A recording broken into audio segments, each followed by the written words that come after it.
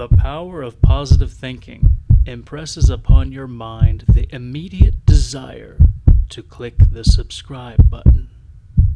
Now.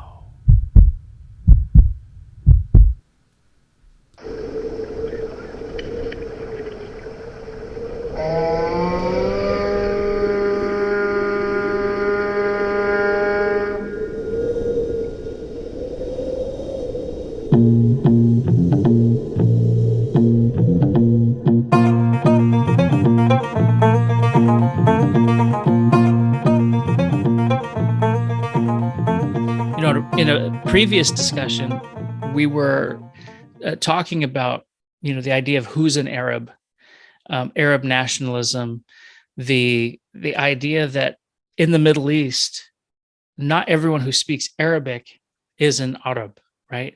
Culturally, that may be how they identify. They may, declare themselves an Arab just because they speak it, they listen to certain music types, and the broader, I guess you could say, aspects of the culture may permeate their lives. And so, they would make that claim.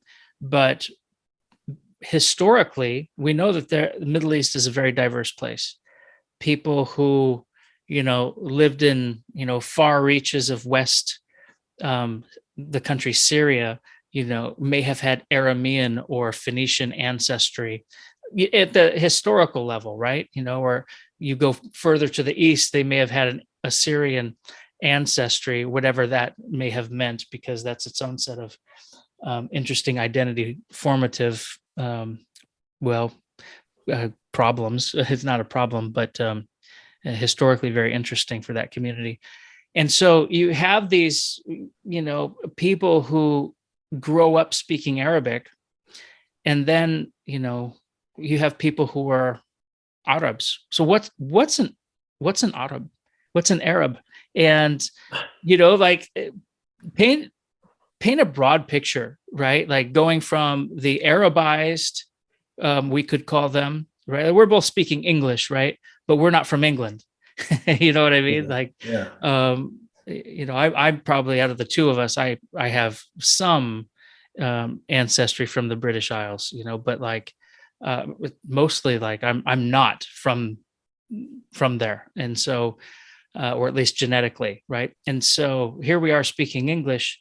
What does it mean to be an Arab? What, did it mean at different times? And, how should we think of, I don't want to be pejorative, but real Arabs, people maybe who have a different claim to that identity? It's a good question. So I think, and you would probably know more than me about this regarding when you first see the term. I think it's in Persian or Assyrian Babylonian texts where you first see the term used about the people who are living in the peninsula, or like people who are coming from there, kind of roaming around. And then, later in antiquity, they begin to use Tayaye, like that's the name of a tribe, right? That's the name of Beni Tai. Yeah. And so, but I think they used it to mean like these wandering clans of people from the peninsula, or so because they used it for all of us, not just for the Beni Tai. Yeah. So, and that's not uncommon too. I mean, how many different ways do we refer to Germany, right? Like we in English are using the term Caesar used, when he was crawling up through Gaul, and they're encountering the Germani tribes. Others, right? And so now we call them, Germania is all that place for those people who they speak that Germanic sort of language or whatever those things were. They lived in certain types of huts, maybe. Well, other people, they refer to Allemand, right? What's Allemand? Well, these people, you go into the heartland, they call themselves Deutsch, the Deutsch, and it's the Deutschlands, right? And so, referring to Arabs as such, it's an interesting question. In antiquity, they're identifying it with a tribe, but then you go further on, does it mean something else, the word? Yeah. We do the same thing with the Greeks, like Yonan, we call them, and after the Ionian One moment, please. It's all good. All right. After the Ionian Ionian? Did somebody say Ionian? Yeah. So we call them all Yonan.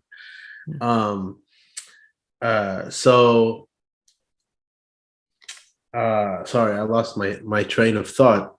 Okay. Antiquity. So yeah, so the term Arabs, I don't know what the etymology is for the term.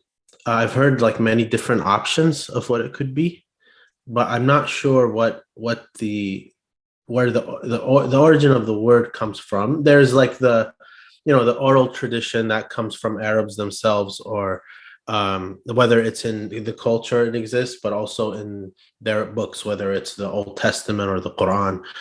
Both have this kind of view that, like among the Arabs, I mean, where they will interpret their origins to be from two branches, if you will. Till today, they have this idea that there's the original Arabs who are from Yemen. They're the descendants of Qahtan, who is mentioned in the Bible by name. And then from his descendants, you get the Ezd, the great Ezd tribe. And from this tribe, you have all of these Yemeni tribes that come from them that are famous throughout history. Taghlib and these tribes that they change everything. And then from the other branch, you have the Arabized Arabs before Arabization. So you have Abraham, who was from Ur, with Hajar, the Egyptian. And then they have Ishmael. Ishmael has children. One of his children, his name is Adnan. So Adnan is the father of Quraysh and the Hijazi tribes and the Najdi tribes, which we went over on the last episode of these, where these regions are. So this is the lesser Arabs, or the less historic ones, that are also considered Arabs now, but it's known that originally the Qahtanis are Arabs, and these guys became Arabs. That is all different from, I guess you could say, Nabateans or Palmyrines, and then obviously later on, I don't know, some random urban Damascene kid who just happens to speak Arabic and doesn't have a tribe, you know. Yeah. So it's and North Africa, for them in most cases, it doesn't count unless there's a tribal association for that they would be Arabs. Otherwise, I think Anwar Sadat even agreed that we're probably not Arabs as Former Egyptians. President of Egypt, right? Yeah. So it's hard to know anything. It's just oral truth. I got in an argument with Armenians the other day about, they were trying to say that all the Surai are Armenian. And Surai is a reference to Aramaic speaking Christians in the Middle East. Yeah. And they were saying, to be fair, they were also saying, and all the Armenians are Surai. We just happen to speak two different languages. And I was saying, good luck telling all the Armenians and all the Surai this information, and see what they'll say to you. Because maybe in genetics they have something to show for what they're saying, but it doesn't matter anymore, because there was a scholar who wrote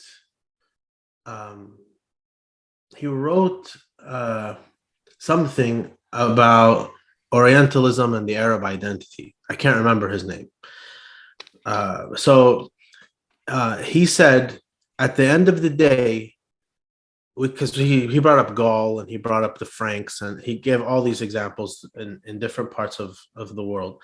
He says, at the end of the day, it doesn't matter. It only matters whatever the person says he is. What is his opinion on what he is? Because you can't force someone let's say this Armenian guy who wants to say he's Suraya. I can't force him to say he's Armenian. If he Right. wants to say Suraya, that's it. Like, what can I do? Your name is Harut. Babaryan. You know, Yeah. I don't know. It's yeah, I mean, it's interesting in the case of the Armenians, that's its own episode with historical Armenian formation, you know, and there the language is so wildly different, right? Like in the Middle East, you've got people who formerly spoke Aramaic. Aramaic was the big language of the Middle East for 1,000 years, you know, and longer, you know, but at least since the time of the Neo-Assyrian Empire and their expansion, they used Aramaic to communicate across borders and to unite peoples who otherwise were not united. You know, they were their own local sort of entities. And then, you know, you see the Persians picking up that language, and you know, whether it was the way that Akkadian speakers probably transitioned to Aramaic at a certain point in time. Akkadian is another Semitic language. Aramaic is very similar and to things like Hebrew, Phoenician, and then Arabic, right? They're all part of the same language family. So it's easier to envision how someone gets Arabized from an Aramaic speaking background than, you know, that Armenian is just wildly different. It's not even the same language family. The roots are different. I think I've counted maybe 5 or 6 common words, you know, based on what I know of the two languages between Aramaic and Armenian.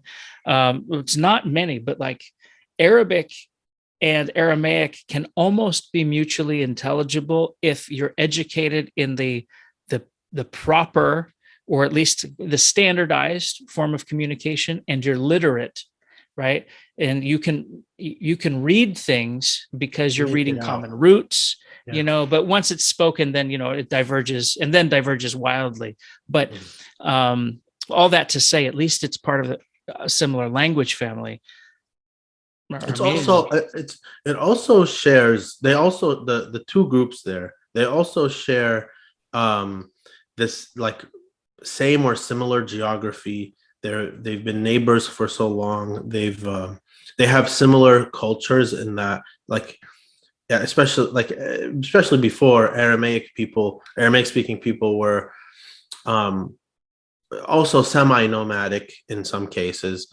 Yeah. And so there would be a lot of, sometimes even, I think there's some scripts on stones near the Jordanian Saudi border today with it's probably from the Nabatean civilization, yeah. But I think some of the scholars aren't even sure if this is Arabic or Aramaic. They can't distinguish between if it's Proto-Arabic, if it's Aramaic.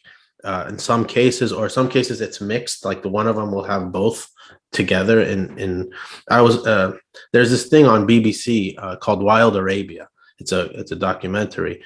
It goes over this. So it was showing like I'm not like they were making it sound like it's unsure when the divergence happens into where they exist truly as two separate languages. So I think the kinship is a lot closer, not linguistically and a lot of other ways than, let's say, the Caucasian people, you know. And I mean, the idea of two things, language and then geography, you know, language doesn't necessarily make someone something, right? Again, yeah. We're both speaking English. Mm-hmm. Okay, well, you know, I think back to what you said about the Qahtani, these really far south, you know, Arabs, and then the others who sort of took on a similar and by extension same identity, right? The Adnani, is that what you called them? And so these different groups, some of them are closer to Aramaic speakers than others. Presumably there are mobile societies, right? And those who are closer, it makes me wonder, you know, is it fair to call Nabateans a type of Arab, but definitely not a Qahtani Arab, right? But they're a type. of some kind, and I think even into just look linguistically at a place like Edessa, Urhoy, or modern day Urfa. That's all the way up in Turkey, past the Syrian border, right? Go through Syria and cross over into that part of South Central Turkey, and the names of the kings sounded, at least in terms of the language and the way they look in inscription, they would be on the side of the shift that we would call Arabic, right? Now, their language, not necessarily, but the names that they bore. And so it makes you wonder who's settling where, and is language a part of that thing? And maybe what we're talking about is a spectrum, right? A spectrum of what it means to be an Arab. And there's, within that, however many tribes, how many tribes are there? I mean, at least past versus present versus, is that a fair even way of classifying it? Because I know some tribes you don't hear about anymore, but maybe we read about them at different points in history, right? And we don't. So Ishmael is obviously the famous one that people like to go to when they're like trying to figure out the origins of these tribes, but like the Abrahamic ones at least. But there's also his other kids. He had like Midian, for example. The Midianites. They weren't Arabs proper, but they had the same lifestyle. And you would know more about the Ammonites and the Edomites, and I'm guessing it's probably the same thing too. I'm not sure, but it's like where does this, like, it for a lot of Arabs, they will just kind of generalize and say, oh, they were Arabs, just if they hear like how they were living and things like that and where they live. But it's like it's hard. You used like a good term or word. You said with a shift in the names of the Edessan kings, the shift is Arabic. So it's like there's this shift of we're barely able to kind of make these distinctions. We're guessing, and like you said, the like classical, the Fusha Arabic and Fusha Syriac. When I was learning from you Syriac, I was telling you, like, if you know Arabic Fusha, you can understand this. And I've tested it with Muslims that I've taught the Syriac alphabet to, and I will have them read to me a sentence and tell me what it means. Right. Yeah. So it's hard to find where the distinction happens. Yeah. So when we think of the Arab, I'm calling them Arabized, but let's exclude the Arabized folks from the conversation, and let's talk in terms of tribe.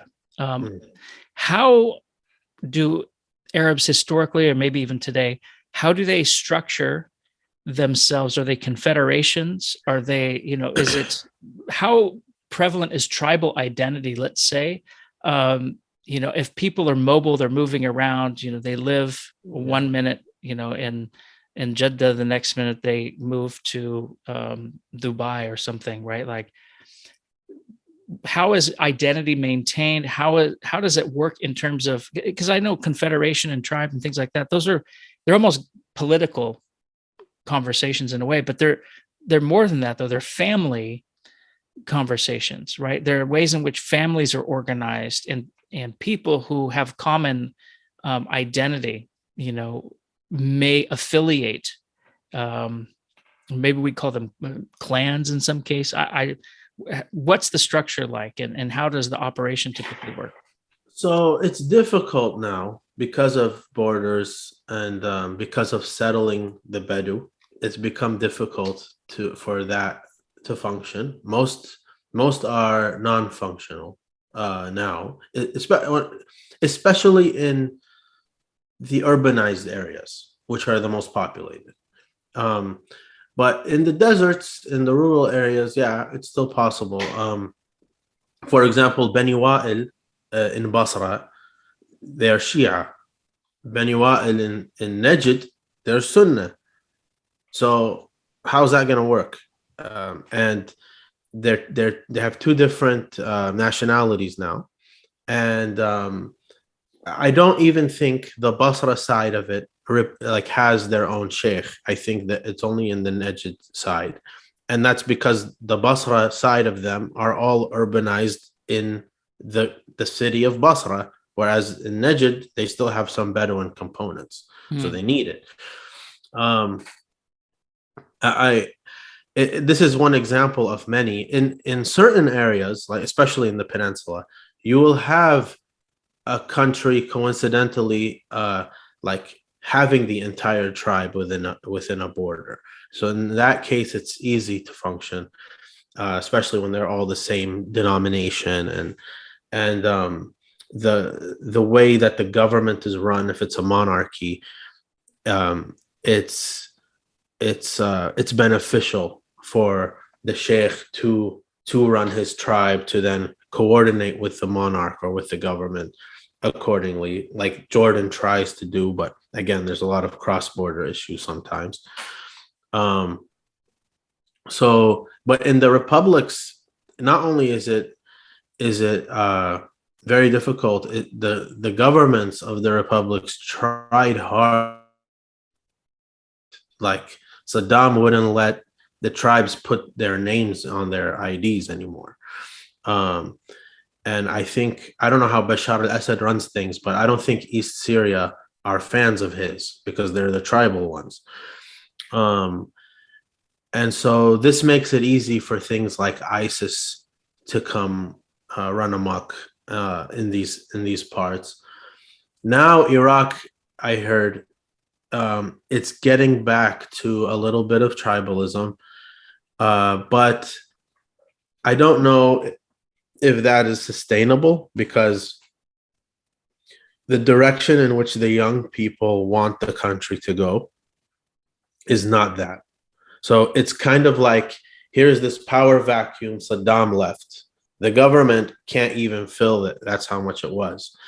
That now you have all these local tribes and militias trying to make up for that. But I think that's a short-term band-aid kind of thing, and it won't last. I think the last vestiges are the peninsula and the rural areas of Jordan and Syria, and that's it.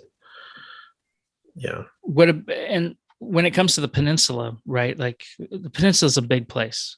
Yeah. And it has its own geographical configuration, right? You've got people who are Gulf, Khaliji Arabs. You've got Hijazi on the other side, close to the Red Sea, and everything down in what would be the far south, right? The South Arabians.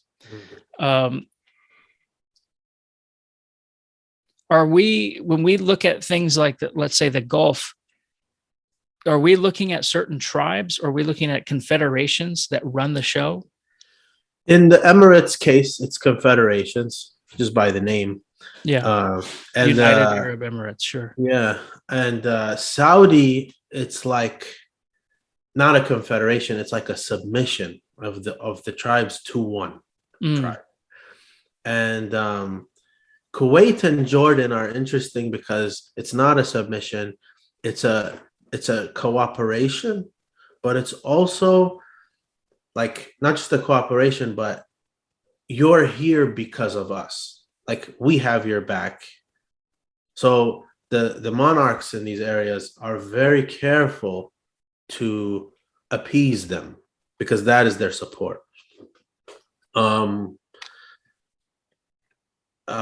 Yemen, it's a bunch of tribes without a head, and that's why you see the situation. In Oman, I think it's the same like Jordan and Kuwait. Bahrain is interesting because the majority there is Shia, and the monarch is Sunni, who has historically been like very tolerant of Shia, very friendly with Iran, but in recent times, because Iran has wanted a Shia revolution there, so the monarch has been forced to kind of sway towards the Saudis instead. Yeah.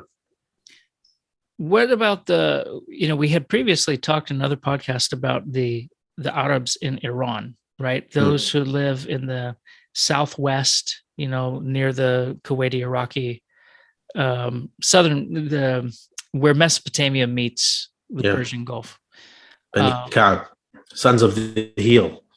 Sons of the heel. Okay. Heel, Ka'b, yeah. Is the it heel like, of the shoe? Well, is it one tribe? Is it that's the leaders, like that's the sheikh who like how the emir of Kuwait is from the Sabah family, so that's who their leading tribe was, the Ka'b family. Yeah, the tribe goes over it's not just there. You find them in Iraq too, or in Kuwait. You find that tribe. Yeah. Do we find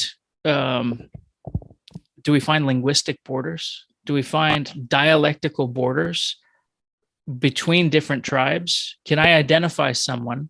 Tribally, yes. Geographically, I don't think so. So like, for example, there's Hawaitat in South Jordan, North Saudi Arabia, on the Hijazi side, the coastal side. They were big in the Arab Revolt.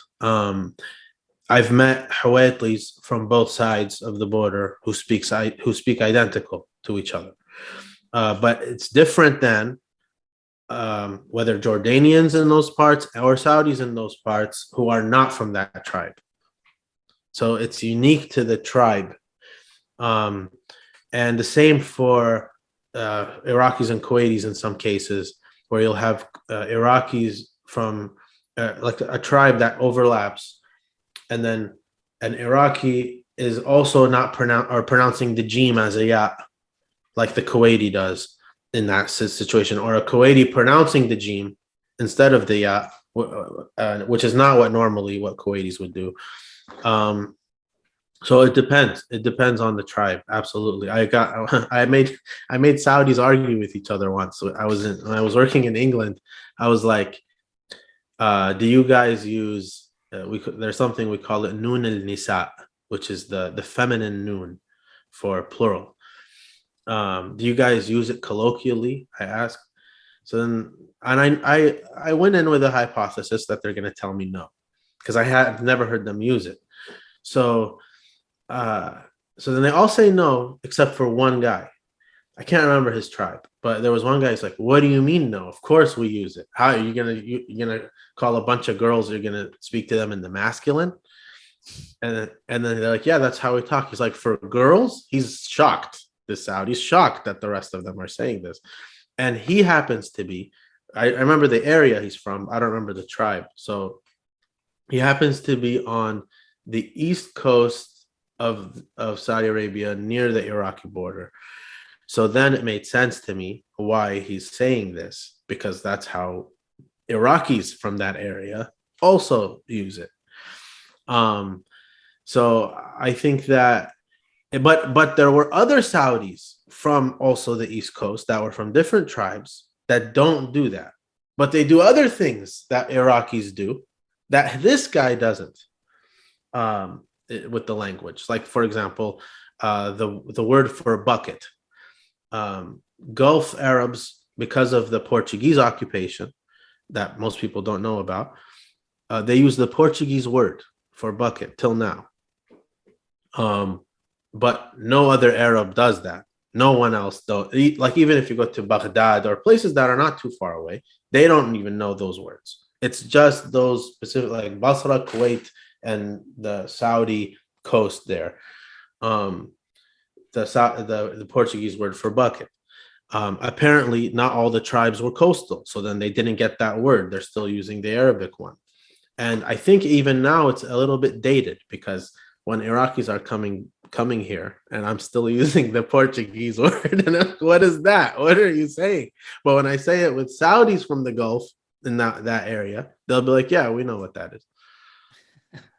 Yeah, I mean, I think the what's fascinating for a lot of our studies, and this goes back to the ancient world, is the geography is often an interesting reflection of the language. And so for me, when I think of geography, I think of mobility when it comes to these populations, because, do we have, when it comes to Arabs, do we have very sedentary Arabs, or are all of them mobile? Or at least, is there, and with that, are there distinctions like there were in terms of the ancient distinction between the Qahtani in the south and the Adnani in the middle, right? Like, what determines, well, I guess I should just ask, in terms of mobility, I mean, because I think what I'm trying to figure out is, and this applies to things like the Nabatean question, or even the Arameans, for example, in ancient history, they were mobile, right? And it was that mobility that made their language widely understood, which was the reason why it was reasonable for the Assyrian Empire to adopt, because it already had, by virtue of the mobility of the community, it had spread. It had moved in ways that, say, Phoenician may have moved if you're talking about Tunisia and Lebanon, right? Like, there's Punic colonies in places all over. Other Canaanite dialects, Hebrew included in those. Where's it going to be? It's not going to, it might be more trapped, along the Levantine coastline, whereas the Arameans historically had moved around to such a degree that it made sense to use that language, in terms of your administration of an empire. Okay, well, that being the case, is mobility a key feature of what it meant at that period to be, considered Aramean? Could they? I mean, we do know there were cities. There's Damascus, right? There was these smaller regions in the west that weren't necessarily imperial, but they're important cities. So when it comes to the Arab tribes, whether they're the South Arabians or the mid region, do we see something similar? When it comes to mobility. I think that so Yemen, and to a lesser degree Oman, they were settled. They were Hadar, we call them. They weren't Bedouin, so they would look on the rest of the peninsula like condescendingly. They would see them as nothing, a bunch of like nomadic roamers, because in Yemen and again lesser degree Oman, they were like, and they would consider themselves Arabs, especially in Yemen, and the Romans even called them Arabs. Felix, I think. Arabia Felix. Yeah, and so I don't think being Bedouin is essential to the Arab identity, but I think the Bedouin were intentional about it. It's not like, because how maybe in the beginning of this it was out of necessity. Like for example, the case of the Ghassasina, Bani Ghassan, the Ma'rib dam broke. The dam it broke, so they went up north. But now, like for example, it used to be that in the Hashemite kings or the Saudi kings or these guys, when they would have a son, I think he'd get to like 10 years old, or I don't remember how old, they would intentionally send him to the Bedouin tribes that they have agreements with to raise their kid for them for like, I don't know, 10 years or something. So he learns the Bedouin lifestyle, so that when he comes back and rules the kingdom, not as a Bedouin, as a settled king, but he's still a Bedouin because he went and lived the life. So They were very intentional about being Bedouin on purpose. Now it's probably less. There probably still is a little bit of that, but not so much as it used to be. And it's like, it's become that it's enough for us to know that we were, or to know that what our ancestors did, or to look like them, or to dress like them, or to talk like them, maybe to do some of the same hobbies, the falcon stuff, if you've seen that, or those daggers that everybody has. But it's not as mandatory anymore. Like, for example, King Abdullah, the current king, he didn't send his son to the Bedu. He sent him to Madaba, which is like a Christian town. Yeah, sure. The famous Madaba map that has Jerusalem as part of the mosaic, right? Yeah. So, and whereas his Abdullah's great grandfather sent his son to the Bedu for 10 years, and that was the tradition to do. And the Saudis used to do it, and the Emiratis used to do it. Everybody used to do it. So now nobody does it anymore. The idea of the intentionality of the life, it's not necessary to maintain the identity. It seems to me that tribal identity, whether one is settled or mobile, is sort of the dividing line between, call it the Arab and the Arabized. If there is a connection to a tribal tradition, and with that, what comes with that? What comes with being Ghassasina, right? If you're part of, the Ghassasinate, right? The tribe of Bani Ghassan, what makes that real, right? Is it, the family bonds? Is it stories? Is it the way you speak? Because you could say region too, and region could be sedentary or mobile, it seems. Yeah, it's in the particular case of the Ghassasina, in especially in the Christian clans and the Christian families that belong to them, it's just stories now for us. There are the Muslim side, that they have kind of branched into multiple tribes or clans that in let's say probably mostly southern Jordan, the Muslim ones are. They are maybe more, you find more vestiges of that stuff in their lives, whereas with the Christian ones, they've urbanized more so. The story is still there. The story, I was actually reading it yesterday. It was the Ghassani, who is the father of eventually Kakish. His name is Thaghar al-Ta'i al-Ghassani. That's his name. And so we just have the story, and we know from the story, not just of Kakish, but all the clans that are our kin. So like Hatim in Lebanon, Falluh in Syria, and etc. There's some in Palestine too. So we know that these families are our relatives from this Ghassani ancestor. But it's a story. It's just a Middle Eastern tradition that has been passed down orally, and there's no like text or anything to verify it. What's interesting is to know that this story, it's not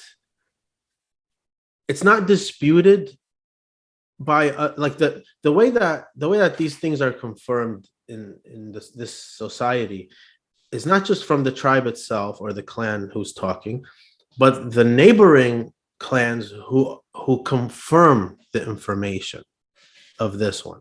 So we know that this is true, not just because we say it. We know this is true, for example, because we fought in battles with these other tribes, and these other tribes are telling us that we were doing this too with them. And I don't know, like there's, for example, the Battle of Siffin between Muawiyah and Ali, and Marj Rahat also was like the second fitna one between Muawiyah and Ibn Zubair. Like I would never have thought that Christian tribes had anything to do with these battles.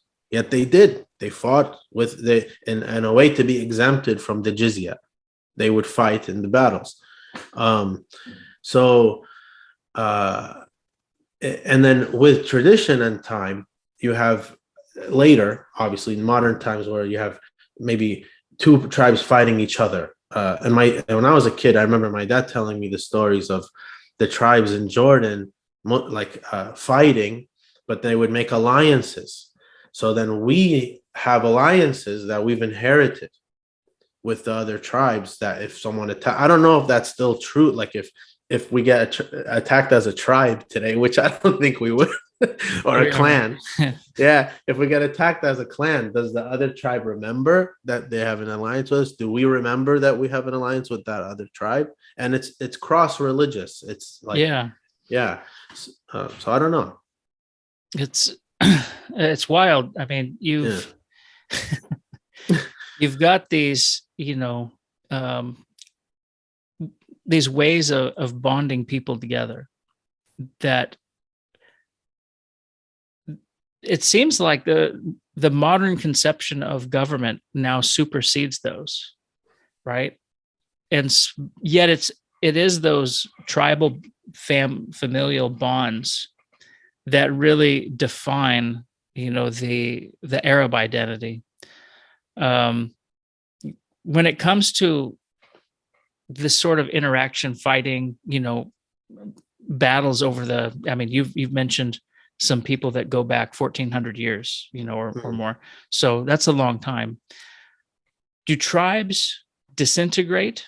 Do they merge with other tribes? How do new tribes form and other tribes, disappear seemingly? And can you maintain, let's say, identity, if you're part of can you be a Ronin if there's such a thing, if your tribe disappears? Yeah. All of those are true. And the Ronin thing, it's funny. We call them bidun, which means without. Yeah. So there's a few of them were the casualties, if you will, of the whole Iraqi Kuwaiti debacle that happened. A lot of people got lost and were tribalists. There's also the Beni Lem, which means I don't know if there's an Aramaic equivalent, but in Arabic, the verb is tilimhum, like you gather them together. So you make them a tribe. There's a tribe now called Beni Lem, so the gathered ones. There's also Lem, meaning a tribe that already exists brings them in for whatever the benefit is. So after the Israeli-Palestinian thing in 48, you would find that some of the Christian tribes in Jordan, Lemmo, they gathered some of the Christian Palestinians who were displaced they gave them the tribal name so that they can have standing in Jordan.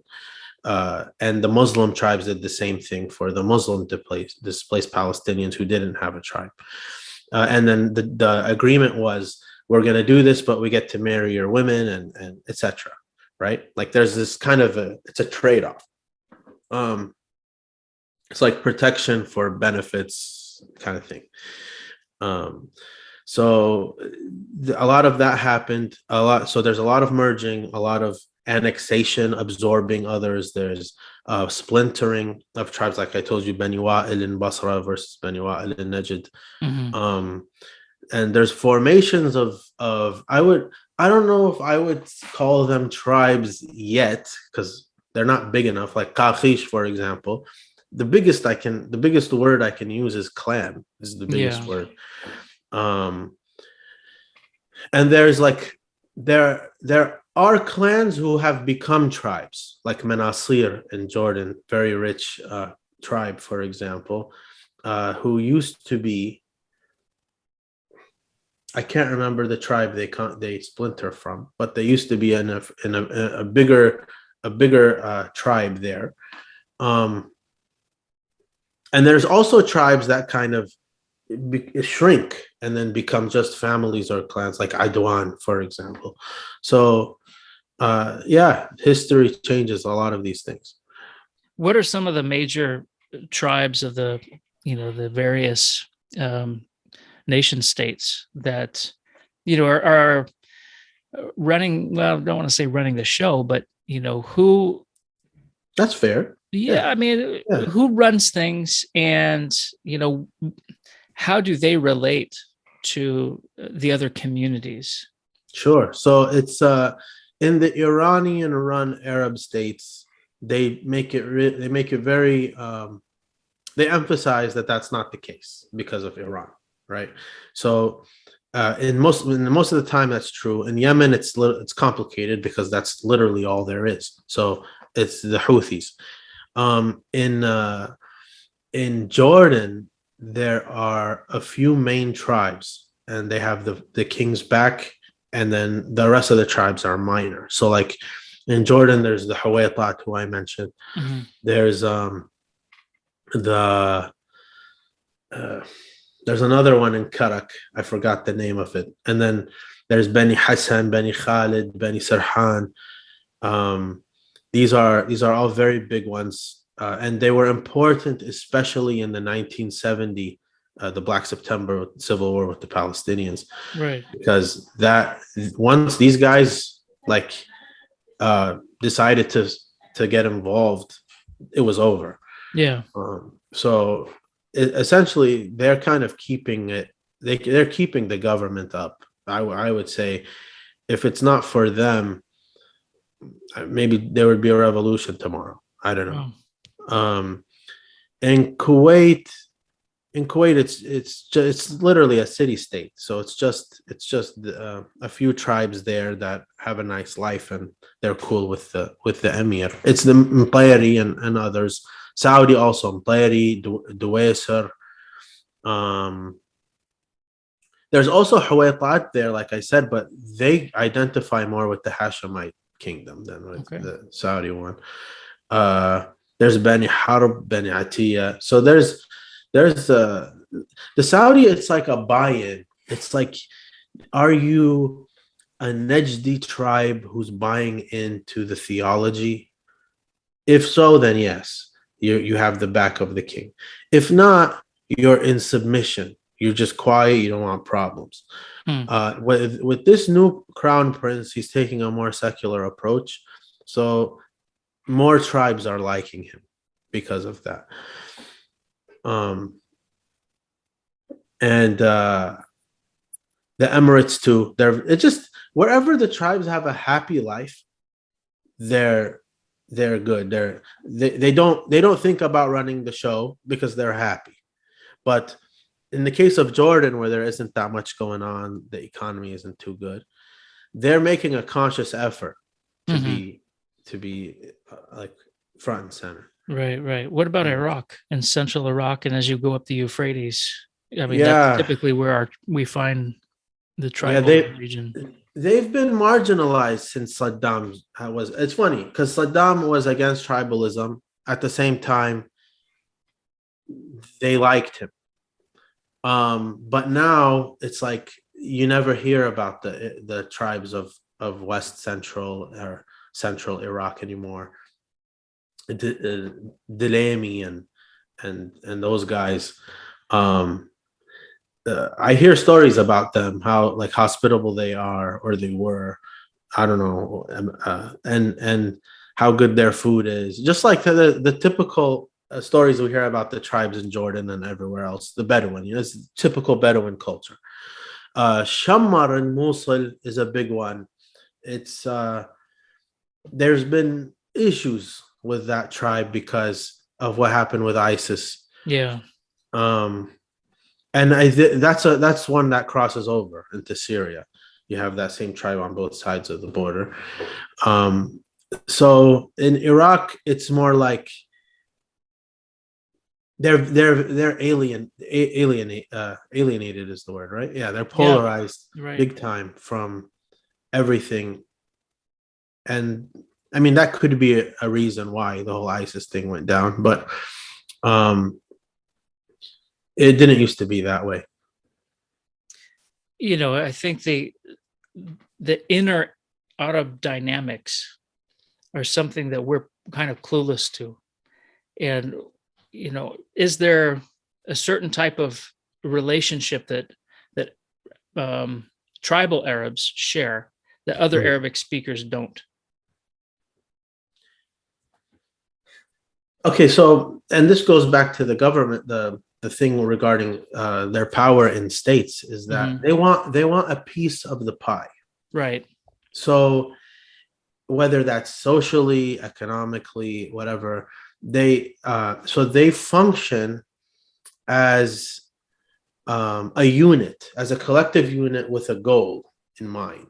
It doesn't have to be one goal or a specific goal, but they have, as a tribe, they usually have like this thing of, I don't know if you've seen it. Sometimes they'll show like on the news or whatever, like a tribe protesting something, and they always have this red banner or different red banners, and the red banners usually have Arabic writing or some kind of symbol on it. And these are the rayat, they call them. Raya is singular, rayat is plural, of the tribe, like the flag of the tribe. And it's very old. Like the Ghassasina one is still available, like to see. And they were doing it for a long time since battle. So they have this to show that yes, like we go to work every day as individuals, which we try to like sustain our families and all that. But at the end of the day, we're part of this tribe and this tribe's honor, this tribe's I don't know, like it's trying to this tribe's historical struggle to become great or greater, to always be moving up and forward. So it's like, if an example of Iraq, since you asked about Iraq, one time they killed a cow of a tribe somewhere recently. They killed a cow. So the whole tribe did this big thing about these guys killed our cow, which surprised a lot of people because they didn't know like it was still like that, and the government then couldn't. They were scared that this would turn into something big over a cow, so they convinced, and the way that that tribe wanted it is they wanted the reparations in the tribal custom. They didn't want to just get paid off and that's it. They wanted like a big gathering of the leaders of both tribes, of the person involved, which that person was probably like I don't know, like I have to go find my sheikh or my tribal leader or whatever. And so they had this big thing where they're all sitting down and they bring the coffee and the whole custom of how to do the reparations regarding the cow, according to the culture, which is cool. It's really cool. I like personally, I like that stuff. I think it's cool. So it's interesting that this has become we say in Arabic, dhahr, the back of getting your rights in Iraq right now. They had to go back to that, because if you kill someone's cow in Iraq, what guarantees you justice if you're the victim? It's a great point, because going back to what we talked about earlier with regard to family, confederation, tribe, these are extended familial terms, but then they become political at some point, because you have to have some way to organize a society. And if it's based on tribal structure, it's maybe the rules in Baghdad are not going to be the same as they are, in the desert. And so I'm thinking, I want to witness this too, because I know of different local traditions that correspond to things like, Hammurabi's code, right? And things that we do have recorded in some way or another, that, well, that's what village life is like, and it seemed to have been codified at some point in history, but it still lives on through the way that people organize and manage themselves. And that might be something different than the European Constitution or the European inspired constitutions that many of these communities took up, when they were formed as nation states. You mentioned earlier something about, when people were, uh, what was it, Luwo? They were brought in. Lemmo. Lemo. Yeah. They were brought in, and they earned the rights of the tribe, like they could marry within the tribe and things like that. Yeah. If you marry outside the tribe, what happens? Does it follow paternal tradition? Does it? Well, if you are in, you're saying in the Well, context. whatever. I mean, either way, like, is it possible, or is it like a love marriage or something that is Yeah, I scandalous? mean, now it's becoming that. Like, I know a girl from the Al-Isi tribe, which is a big one in Iraq and Jordan. She's from the Iraqi side. She met someone from another tribe married her. It all depends on the tribe's relations. There are sometimes tribes who are still fighting, like maybe not actively. Maybe there's like a ceasefire, but they haven't come to peace yet. There's still animosity. In that case, it's going to be really hard. It's like a Romeo Juliet story. You kind of have Yeah, to right. Yeah. run away together. Um, so even with us, even like on the clan level or family level, there's still that situation. There's still those situations. Like I can think of clans or families where if I said to my dad or my dad's side, I want a girl from so and so, they would say, "Why? Why would you do that?" And they'd feel like really that they were settling if they went to go ask for a girl from them, from those people. Like they would be lowering themselves, you know. Yeah, like, oh, you can't get one from your own tribe. You've got to go over, Or tribes that are actually at least honorable in their opinion, yeah, not those guys, you know. sure. Yeah. I mean, there's some of this that's Hatfield McCoy, sort of business where, I mean, one of the reasons that is given for that feud in, was it West Virginia, Kentucky area, was someone's pig got stolen, right? And then you have these two families and, their extensions going at one another. So But it's interesting. I don't know. I mean, I need to get an anthropologist in for a conversation at some point too, because uh, it seems like a natural default to be with family, and then, well, if family, like for Assyrians are village based, right? yeah. And so their village, their community, it has its own inner workings and what have you. And they'll take, brides from other tribes and things, but they basically, the bride joins the groom's tribe, Mhm. right? And you've got to have some kind of structure there, especially, in these places that, yeah, we've drawn lines, across the map, and there is some kind of central government, but how does it relate to the way people work just at the local level, and what sort of autonomy comes with that? And I think one of the reasons why I wanted to talk to you about the Arab question was where the idea of identity fused with self-sovereignty, right? Mhm. And autonomy. And I remember one of my archaeology professors, it was Bill Deaver, was telling us about, um, the Arabs they had encountered a long time ago, talking about the freedom of that life. And, in Jordan, they were trying to, settle them and put them in houses and things like that. And so once all the houses were built, they went and they put the livestock in the houses and everyone else went outside, because that was the freedom that they could continue living. Right. And like, what am I going to do in this, four-walled enclosure? Like, what is this Yeah. all about? And, yeah, the idea of freedom and self-sovereignty within the the notion of identity, and it's a lost subject for us, for people in North America, Western Europe. What do we really know about this part of the world? And it's very biblical in a way. I mean, probably not in a way, probably in 100 ways, it's Mhm. very biblical. But beyond that, there are other questions worth asking, in our time. And what does it mean to be free? And what does it mean to not, be free because you're bound by the ways, the customs of your community, and there's a funny story I remembered.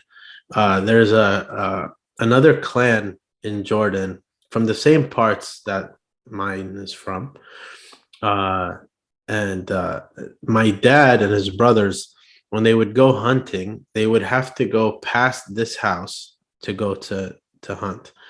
So they had a rule that, because this is like the level of dislike that they had for, like, and so if they would ever see a member of that other clan on their way, they would turn back and go home because of how much bad luck that just seeing the person or seeing a member of that clan has upon them. So yeah. So I told the story to my brother, and I told him the name of the other clan. I didn't know he actually knows someone from that other clan. So he went and told them, and then that they got so mad. It was really funny, but yeah. Drama. Yeah. Well, thank you much for the conversation. I think there's a lot of starting places, but I have a better handle on it myself. And, where I'll take it is for the language side of things, and those things that we classify as Arabic and what we don't, and why, but what the inner